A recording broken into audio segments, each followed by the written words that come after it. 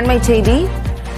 பாஜக கூட்டணி கட்சியினர் பிரதமர் மோடியின் இல்லத்தில் இன்று மாலை 3 மணிக்கு ஆலோசனை நடத்தவிருப்பதாக தகவல் கிடைத்திருக்கிறது. இது குறித்த கூடுதல் விவரங்களோடு செய்தியாளர் சுசித்ரா இணைப்பில் இருக்கிறார். சுசித்ரா, நேற்றைய வெற்றிக்கு பிறகு இன்றைக்கு அவர்கள் கூடுகிறார்கள். என்ன விவாதிக்கப்படும் என்பது குறித்த தகவல்கள் இருக்கிறதா? நேற்றைய தேர்தல் வெற்றிக்கு பிறகு பாஜகவினுடைய முதல் கூட்டணி கட்சியுடைய கூட்டமானது இன்று பிற்பகல் 3 மணிக்கு டெல்லியில் உள்ள பிரதமர் இல்லத்தில் நடைபெற உள்ளது குறிப்பிடத்தக்கது.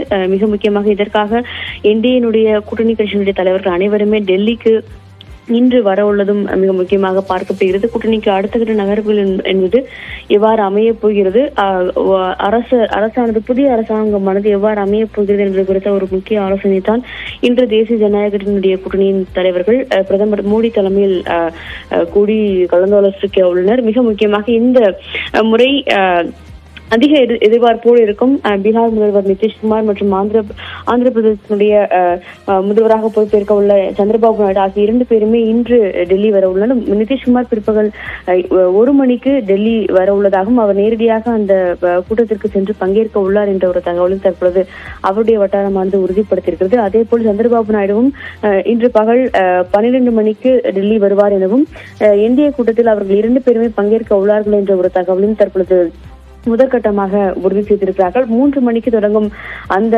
ஆலோசனை கூட்டம் என்பது தேசிய ஜனநாயக கூட்டணியுடைய அடுத்த கட்ட நகர்வுகளானது எவ்வாறு இருக்கப் போகிறது, எப்பொழுது அந்த புதிய அரசாங்கமானது ஆட்சி அமைக்கப் போகிறது என்பது குறித்த ஒரு ஆலோசனை தான் அவர்கள் முன்னெடுப்பார்கள் என்ற ஒரு